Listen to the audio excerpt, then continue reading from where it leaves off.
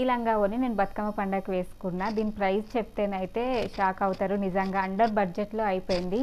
ఈ వీడియో అయితే చాలా యూజ్ అవుతుంది. నిజంగా తక్కువ బడ్జెట్లో ఈ లంగా ఓని రెడీ అయిపోయింది కాబట్టి నేనైతే దీన్ని క్లియర్గా చూపిస్తాను. దీన్ని నేనైతే అవుట్ఫిట్ ఫ్రమ్ స్క్రాచ్ చేసుకున్న బతుకమ్మ పండగ కోసం స్పెషల్గా. ఫస్ట్ అయితే లంగా చూపిస్తా. దీన్ని నేను లోకల్ షాప్లోనే శారీ తీసుకున్నా. ఫస్ట్ ఆన్లైన్లో శారీ తీసుకుందాం అనుకున్నా కానీ మా ఆంటీ వాళ్ళతోనే నేను షాపింగ్కి వెళ్తే నాకైతే ఇది సడన్గా అనుకోకుండా నా కోసం తీసుకుందామని వెళ్ళలేదు. కానీ నాకు అక్కడ ఈ చీర నచ్చి అయితే ఈ కలరు నేను ఈ బతుకమ్మ పండుగ గ్రీన్ కలరే వేసుకుందాం అనుకున్నా, తీసుకోవాలనిపించింది. అందుకే నాకైతే ఈ శారీ చూడగానే బాగా నచ్చి నేను తీసుకున్నా. ఇప్పుడు ఇలాంటి లైన్స్ వచ్చినాయి అయితే ఫుల్ ట్రెండ్లో ఉన్నాయి వింటేజ్ శారీస్ అయితే. ఇంకా నాకైతే ఇది మస్తు తక్కువ ప్రైస్కి వచ్చేసరికి ఇది నాకు నచ్చి నేను తీసుకున్నా. లాస్ట్లో అయితే నేను అన్నిటి ప్రైజులు చెప్తా, ప్రైస్ చెప్తలేదని అనుకోకండి. ఇంకా దీనికి నేను సింపుల్గా ఇలా లట్కన్స్ అయితే సింపుల్గా పెట్టేసిన. ఇంకా శారీకి పైన బార్డర్ వస్తుంది కదా, అది కట్ చేస్తే వేస్ట్ అయిపోద్ది. ఈ శారీకి అయితే చిన్నగా వచ్చింది బార్డరు, ఇంతే వచ్చింది. చిన్నగా వస్తే నేను పైన బార్డర్ ఉంటుంది కదా అది కూడా కిందికి అటాచ్ చేసి ఇట్లా చేసిన. ఇట్లా చేయడం వల్ల మనకు బార్డర్ లెంత్ అయితే కొంచెం పెరిగిపోద్ది కదా, అందుకే ఇలా అయితే నేను చేసిన. బార్డర్ అయితే దీనికే వచ్చినట్టుగా ఉంది, అటాచ్ చేసినట్టుగా అయితే అస్సలు అనిపిస్తలేదు. మీరు కూడా చూడండి ఒకసారి, బాగా దగ్గర నుండి చూస్తే మాత్రమే తెలుస్తుంది, లేకపోతే అటాచ్ చేసినట్టుగా అస్సలు ఏర్పడడమే లేదు కొంచెం కూడా.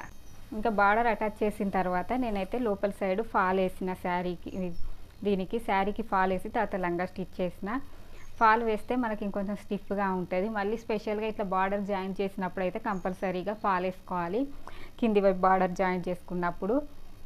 ఇంకా నేను లంగాకి ఫ్లీట్స్ కూడా ఇలా చిన్న చిన్నగా నీట్గా అన్నీ ఒకే లెవెల్లో వచ్చేటట్టు అయితే పెట్టి ఫుల్ ఐరన్ ఫ్లీట్స్ అయితే పెట్టిన. ఐరన్ ఫ్లీట్ లెహెంగా ఇది ఫస్ట్ టైం నేనైతే స్టిచ్ చేయడం ఐరన్ ఫ్లీట్ది. ఫస్ట్ కూడా ఇది వరకు కూడా నేను లంగా ఓణీలు కుట్టుకున్నప్పుడు అయితే హాఫ్ వరకు ఇట్లా చేసిన.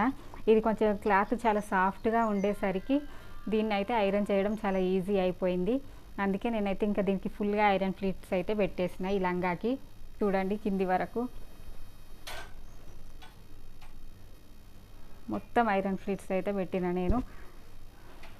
చాలా బాగుంది. నేనైతే ఫస్ట్ టైం ఐరన్ ఫ్లీట్ పెట్టడం అయినా కూడా ఓకే, నాకైతే నచ్చింది, పర్ఫెక్ట్గానే పెట్టానని అనిపించింది. ఇంకా పైన ఇక్కడ మనం వేస్ట్ పట్టి పెడతాం కదా, వేస్ట్ బెల్ట్, ఇది కూడా కొంచెం చిన్నగా పెట్టుకోవాలి, బాగా పెద్దగా పెట్టుకోవద్దు. చూడండి నేనైతే చిన్నగా పెట్టిన. ఇట్లా పెట్టుకుంటే లంగా లుక్ అనేది ఇంకా నీట్గా ఉంటుంది. బాగా పెద్దగా పెడితే బాగుండదు, మనం కట్టుకున్నాక కూడా అంత నీట్గా అనిపించదు. ఇలా చిన్నగా అయితే పెట్టుకోవాలి. ఇంకా లంగా పైన బార్డర్ కట్ చేసిన తర్వాత నాకైతే ఇంకొంచెం పొడుగ్గానే ఉంటే తర్వాత మనం ఎప్పుడైనా డ్రెస్ కావాలనుకున్నా కుట్టుకోవచ్చు అని నేనైతే లోపలికి ఇలా ఫోల్డ్ చేసి కుట్టేసిన. ఇట్లా కుడితే తర్వాత మనం డ్రెస్సులకు ఇట్లా యూజ్ చేసుకోవచ్చు, విప్పుకొని లాంగ్ లెంత్ డ్రెస్ కుట్టుకుందాం అనుకుంటే అలా కూడా యూజ్ అవుతుంది. ఇదైతే నా లంగా. నెక్స్ట్ అయితే దీని మీదకి నేను కుట్టిన బ్లౌజ్ చూపిస్తాను.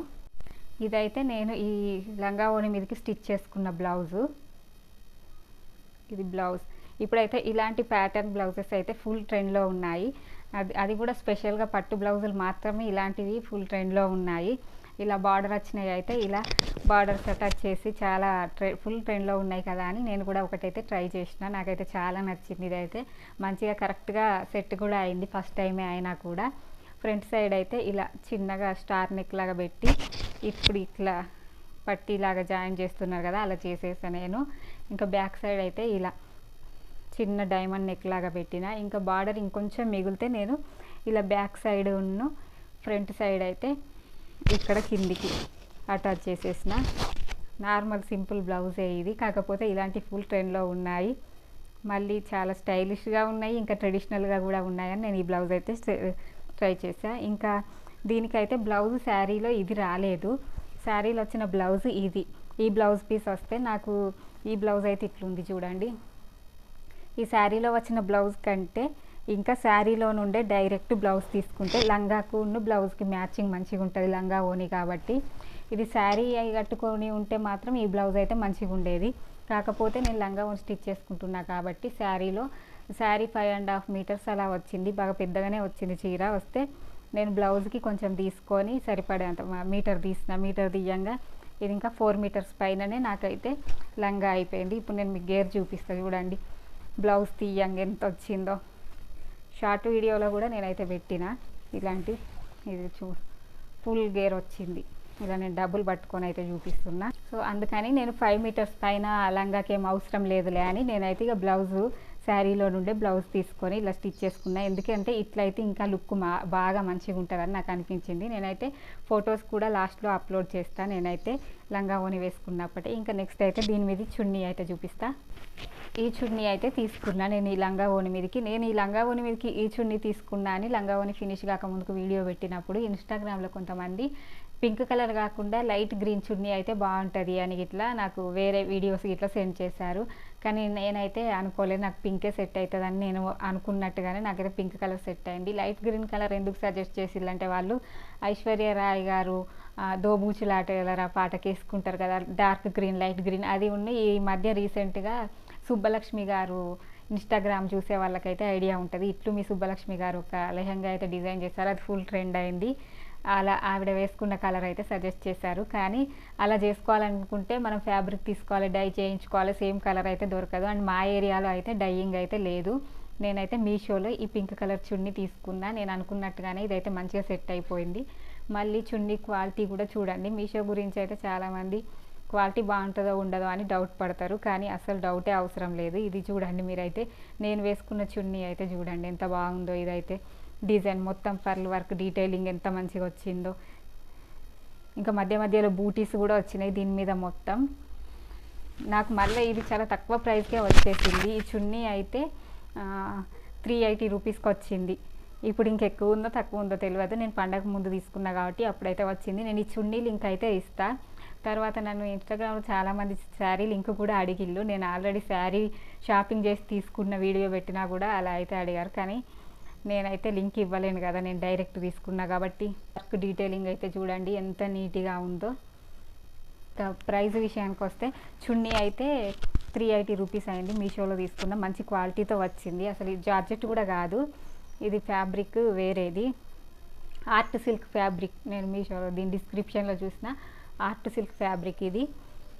ఇంకా లంగాకు అయితే శారీకి అయితే 800 రూపీస్ అయింది.